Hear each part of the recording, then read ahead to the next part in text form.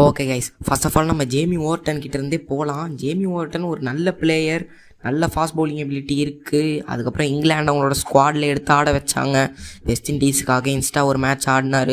3 wicket 22 runs என்னமோ கொடுத்து அந்த மேட்ச் பவுலிங்லேயும் நல்லா பெர்ஃபார்ம் பண்ணார். பேட்டிங்லேயும் இப்போ ரீசெண்ட் டேஸில் எல்லா மேட்சுமே டவுன் த ஆர்டரில் வந்து ஒரு ஃபினிஷர் லெவலில் சூப்பராகவே ப்ளே பண்ணிட்டுருக்காரு. அதுவும் இல்லாமல் பிபிஎல்லையும் ILT20லையும் ஒரு பவர் ஹிட்டராக இருக்கார்.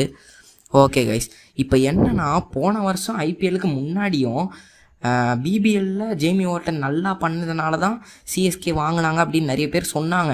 அது என்னதான் இருந்தாலும் ஒரு 50% உண்மையாகவே இருந்தாலும் அந்த போன வருஷம் வந்து ஜேமி ஓவர்டனுக்கான ஹைப் ரொம்பவே அதிகமாக இருந்துச்சு. இது வந்து எதனாலன்னு எனக்கு தெரியலை. அவர் பிபிஎல்லில் நல்லா தான் விளாண்டாரு, ஆனால் நான் ஒத்துக்கல. நான் ஒத்துக்கிறேன். ஆனால் ஐபிஎல் வேறு ஒரு மாதிரி ஸ்டாண்டர்டு. அதில் ஜேமி ஓவர்டன் நல்லா பண்ணுவாரா அப்படிங்கிற எக்ஸ்பெக்டேஷன்ஸ்லாம் நிறைய சிஎஸ்கே ஃபேன்ஸ்குள்ளே இருந்துச்சு.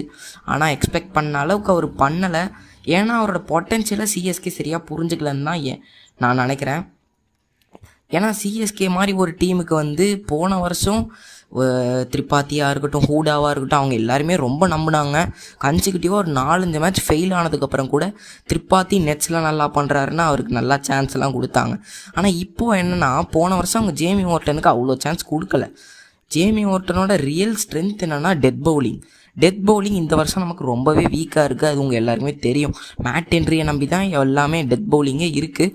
ஒருவேளை மேட் ஹென்ரி சொதப்பிட்டார்னா ஜேமி ஓவர்டன் டெத் பவுலிங் போட வைக்கலாங்கிறது தான் என்னோட கருத்து. ஏன்னா ஜேமி ஓவர்டன் இங்கிலாந்துக்குமே சரி டெஸ்ட்லேயும் டெத்தில் வரும்போது ரொம்பவே சூப்பராக போட்டிருந்தார். ஒயிட் பாலில் ஒரு டெத்தில்